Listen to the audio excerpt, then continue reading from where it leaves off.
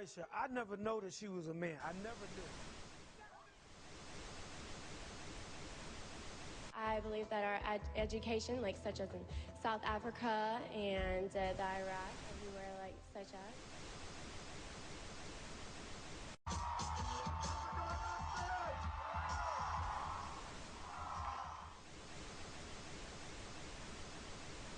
Platform 8 for the 2228 Southern service to Eastbourne via Lewis.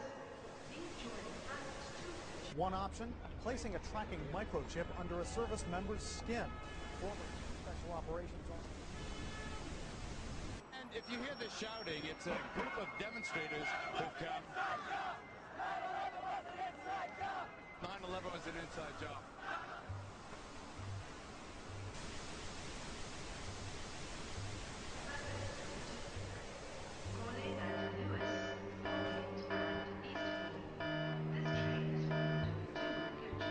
It's no longer a theory.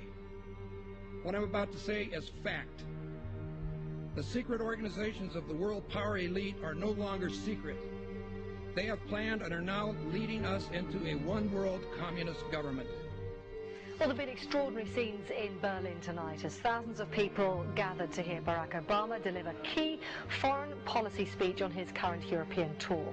The Democratic presidential hopeful laid out his vision for America's place in a new world order, in a new world order, in a new world order. It's not a new idea. President Bush talked about it back in 1991. It is a big idea, a new world order. President Bush said, and it's a phrase that I often use myself, that we needed a new world order.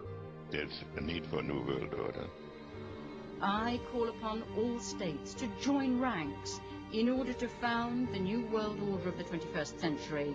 We have before us the opportunity to forge for ourselves and for future generations a new world order. When we are successful, and we will be, we have a real chance at this new world order. And people talked then, in 1990, of a new world order. And the question for us is how we meet and master all these challenges to ensure that Britain enhances its competitiveness in the process and realizes what I believe is our destiny of success in this new world order. So, in conclusion, ladies and gentlemen, a new world is emerging. It is a new world order with significantly different and radically new challenges for the future.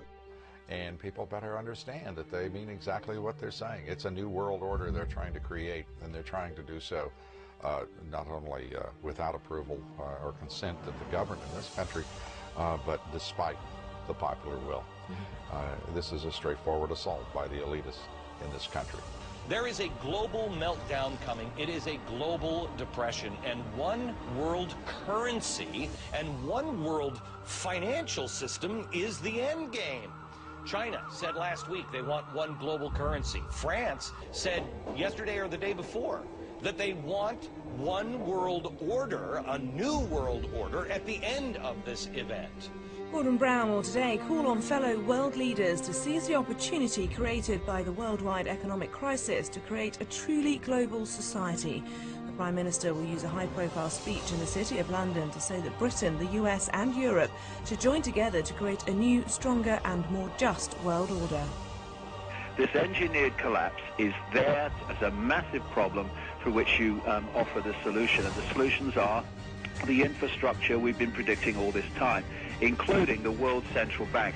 The goal of this manipulation, and has been for a very long time, is to get the world population to see as a good idea, or the only option in given circumstances that are manipulated into place, the creation of a one-world government, a world central bank which would administer all financial transactions on the planet, a world currency, and a microchipped population linked to a global computer. The wealthy elite who have the money and the power know that if they can create a one world global social system, that they can control the central authority. In other words, world control, world domination, one of the oldest desires in the history of the world. There's a very, very clear-cut and easily identifiable system in place that puts all of these elements from media control to government control to energy control together into one apparatus working together effectively towards its final goal, which is, you know, global control. Because of the compartmentalized pyramids that they've constructed within all these institutions of government and finance and corporations, the vast majority of people who are daily making contributions to push the world in this towards this Orwellian global state have no idea that they're doing that, because they don't know how their contributions fit in with everyone else's. Only the few at the top do. Most people don't have a clue that unelected private bankers actually control the governments of the world. There is this like cozy little myth that is perpetuated between politicians and the media. The media report the world as if presidents and prime ministers are the final arbiters and decision makers in the world, which means that the people above the level of presidents and prime ministers that really make the decisions, they're never looked at or exposed by the mainstream media because they're not accepted to exist. The central bankers of the world are working together to create a one-world government. The global police state is sinister as anything George Orwell ever wrote about, where every person on the planet Earth will have an RFID chip implanted. It is the first implantable microchip for humans that has multiple security, financial, and healthcare applications. More than 100 law enforcement officials in Mexico are having microchips implanted in their arms. The chips allow a person to be scanned, sort of like a cereal box at the supermarket. Just like the microchips implanted in the necks of dogs and cats, allowing lost pets to be identified, this glass capsule can do the same for humans. A chip in everybody would be the universal monetary system par excellence, because there'd be no escape from it, and you'd be totally under the control of those who issue the electronic impulses in that chip. The problem throughout human society is that the good men and women do nothing. They don't want power. They don't want control. They want to lead a leisurely life. They want to spend time with their family. They want to lead simple lives. But we are forced throughout society, throughout history, and throughout human time to stand up against bullies. And many times we stand up before it's too late. And we reverse the course of tyranny. That more often than not, we don't stand up in time, and horrible things have to happen first, so decadent societies learn why liberty and freedom is so precious. If you think you don't like the situation now, then think what you're going to face a little way down the road, and more than anything, think of what your children are going to have to face. Because you think we live in a controlled society now, this is nothing compared with what they are going to have to live in.